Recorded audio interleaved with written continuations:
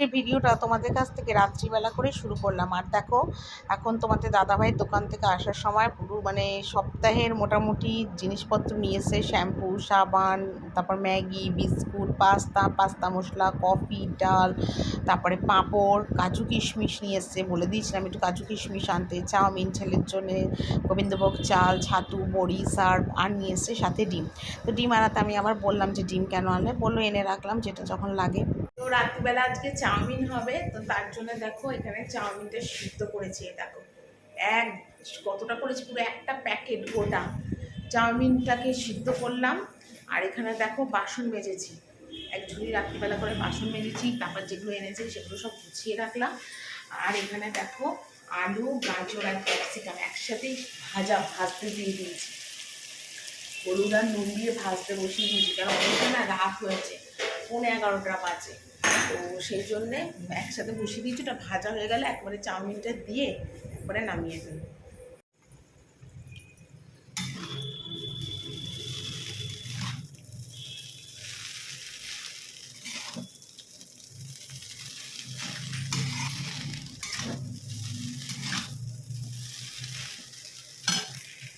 তো দেখো এখানে চাউমিন আমার আর ছেলে নিয়ে নিয়েছি। প্লেন চাউমিনই করেছিলাম, অল্প একটু গাজর দিয়ে আলু দিয়ে, কারণ যা গরম পড়েছে বেশি কিছু সবজি দিয়ে খেতে ইচ্ছা হচ্ছিল না। তবে একটু ম্যাগি মশলা দিয়েছিলাম, কারণ নিরামিষ চাউমিনে একটু ম্যাগি মশলা না দিলে খেতে ভালো লাগে না।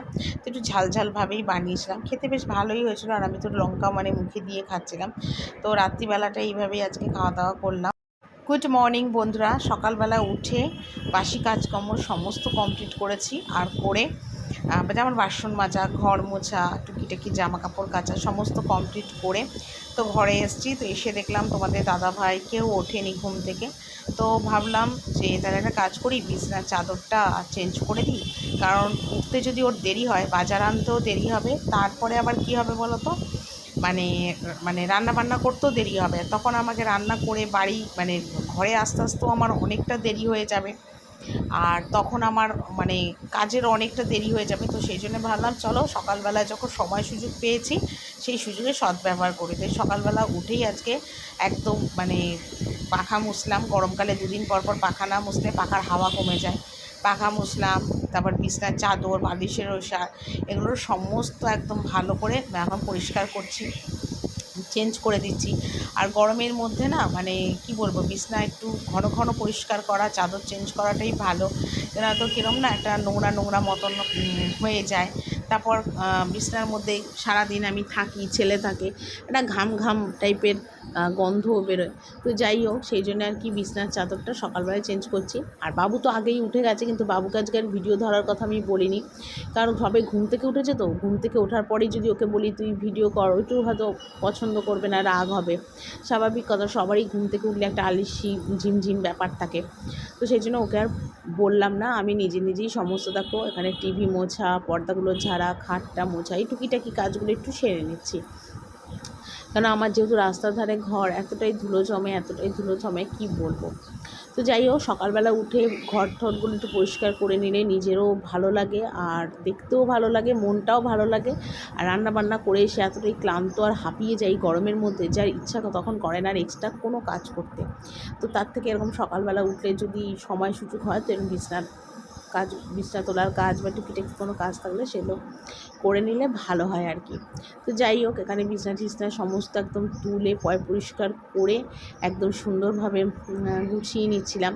আর ভীষণ গরম পড়েছে, এত গরম পড়েছে তোমাদের কি বলবো। তো মাকেও জিজ্ঞেস করছিলাম, মাও বলছে হ্যাঁ প্রচণ্ড আমাদের ওখানেও গরম পড়েছে। তো যাই হোক, আমার ঘরে তো আর এসি নেই, তো এসি থাকলে এতটা কষ্ট হয় না। আর এই যা গরম পড়েছে, এখন এসি ছাড়া বা এয়ার কুলার ছাড়া সত্যিই থাকা যায় না। রাতে তো ঠিকঠাক ঘুমই হয় না, এত গরম পড়ে রাত্রিবেলা যে ঠিকঠাক জানলা দরজা খুলে দুখানা পাখা ছাড়লেও যেন গরম কাটে না, এত গরম। তো কি করব, গরমের মধ্যে কাজও করতে হবে, খেতেও হবে, প্লাস ভিডিওও করতে হবে, সবটাই কিন্তু আমাকে করতে হবে। কারণ আমি কিন্তু একটা বড় কাজের দায়িত্ব নিয়েছি, আর এটা আমি করব তো করব, এটা আমি ভেবেছি। কারণ আমি কিন্তু কোনো সময় কোনো ডিসিশন নিই না, কোনো চিন্তাধারা করি না, কিন্তু কোনো সময় যদি কোনো চিন্তাধারা করি বা কোনো কিছু ভাবি যেটা আমি করব, তো আমি সেটা করব। সে 1 বছর হোক, 2 মাস হোক আর 6 মাস হোক, যেটাই হোক আমি করব। আর আমার মা অনেক সময় বলে কি যে আমার এক পিসি ঠাকুমা ছিল, তার মতো নাকি আমার স্বভাব হয়েছে।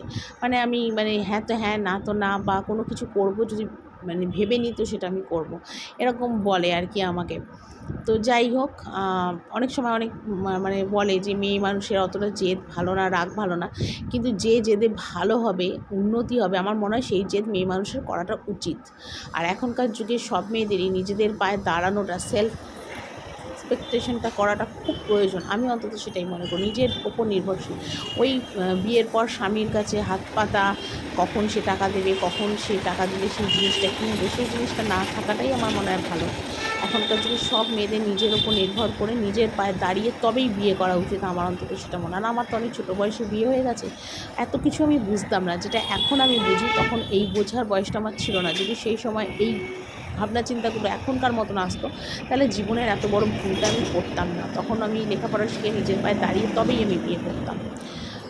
আমি এখন সেটা মনে করি। সেই জন্য সব মেয়েদের ক্ষেত্রেই নিজের পায়ে দাঁড়িয়ে নিজের রোজগার করে তারপরে স্বামীর ঘরে যাওয়া উচিত, বিয়ে করা উচিত। যাতে দেখবে তাতে কি হয়, তাতে সব শ্বশুরবাড়িও তোমাকে দুটো কথা বলতে ভয় পাবে যে না, এই বউ তো আমার রোজগার করে, কাজ করে, একে কি বলবে, তো নিজের রোজগারে সব কিছু করে, নিজের স্বাধীনভাবে চলে।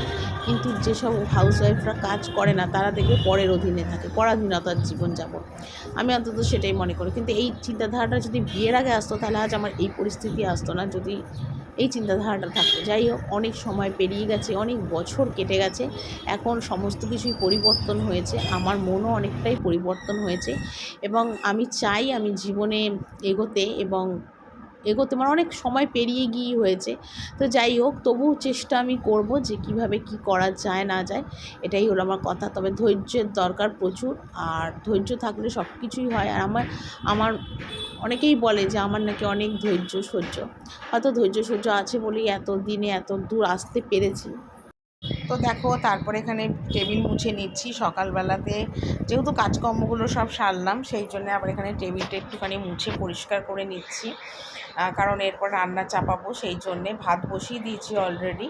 আর একেবারে বাজার হাটও তোমাদের দাদাভাই করে নিয়ে এসছে, মাছ এনেছে। আর আজকে মাছ আর পোলাও, এই মাছ এনেছে শাশুড়ির জন্যে, আর ডিম কষা হবে, আর হবে পোলাও। এই আজকে পরিষ্কার রান্না। তো যাই হোক, ভাত আমি বসিয়ে দিয়েছি।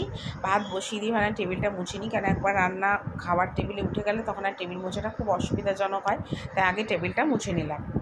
তো দেখো, এখানে মাছ এনেছে দুটো। তো শাশুড়িকে একটা মাছ করে দেবো পটল আলু দিয়ে, আর ছেলেকে একটা মাছ ভাজা দেবো, আর আলু কেটেছি ডুমো ডুমো করে, আলু ভাজা দেবো। আর এখানে ডিম সিদ্ধ বসিয়ে দিয়েছি নুন দিয়ে, ডিম আলু রসা হবে। আর এখানে দেখো আমের চাটনিও করব, কেন গরমের দিনে একটু আমের চাটনি না করলেই নয়। তো তাড়াতাড়ি করে বাবুকে ভাত আর মাছ ভাজা আলু ভাজা দিয়ে খেতে দিয়ে দেবো, কারণ ডিমের কষা আর পোলাও হতে অনেকটা দেরি হবে, আর এতক্ষণ বাবু না খেয়ে থাকতে পারবে না, কারণ সকালবেলা বাবুকে রোজই আমি ভাতই খেতে দিই। তো এখানে বাবুকে ভাত খেতে দিয়েছি। আর এখানে পোলাওয়ের চালটা দেখো জল ঝরিয়ে দিয়েছি, যাতে পোলাওটা ঝরঝরে হয়।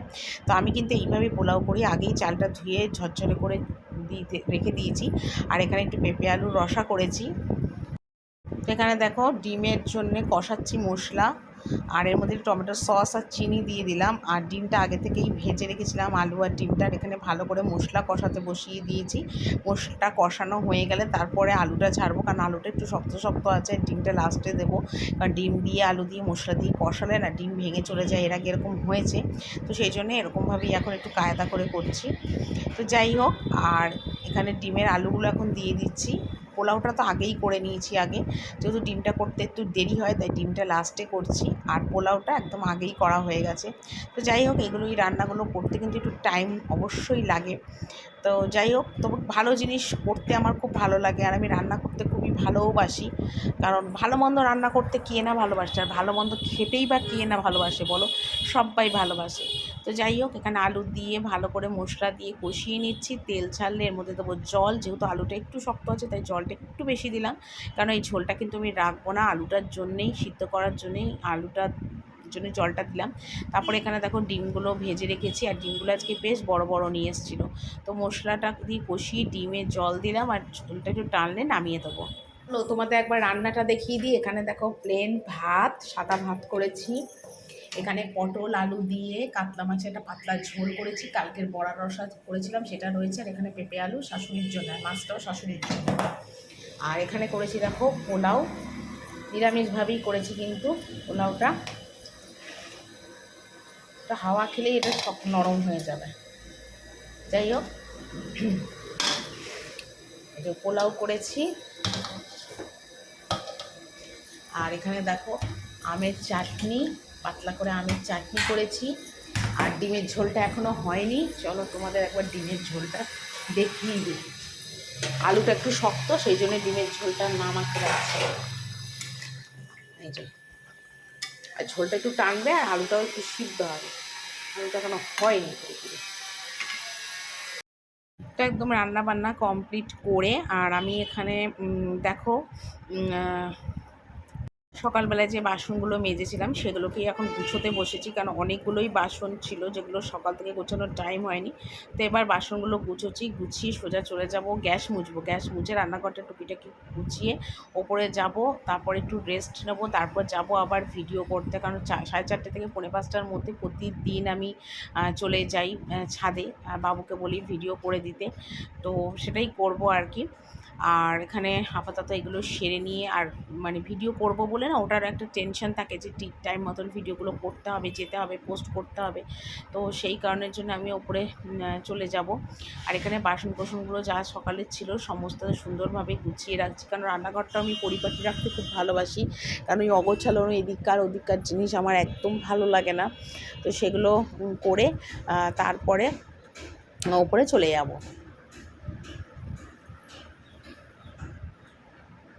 তো দেখো এখানে আমি খেতে বসে গেছি, আর ঘড়িতে মোটামুটি এখন 6টার মতন বাজে। পোলাও, ডিম কষা, কালকের বড়া রসা ছিল, একটু পেঁয়াজ নিয়েছি, আর আমের চাটনি নিয়েছি, আর এখানে বাবুকেও দেখো ডিম আলুর রসা দিয়ে দিয়েছি, পোলাও দিয়ে দিয়েছি খেতে, দুজনে মিলে মা ছেলে খেতে বসছি। একটু দেরি হয়ে গেল খেতে, কি করবো, যেহেতু এইমাত্র নিচে নামলাম আর কি।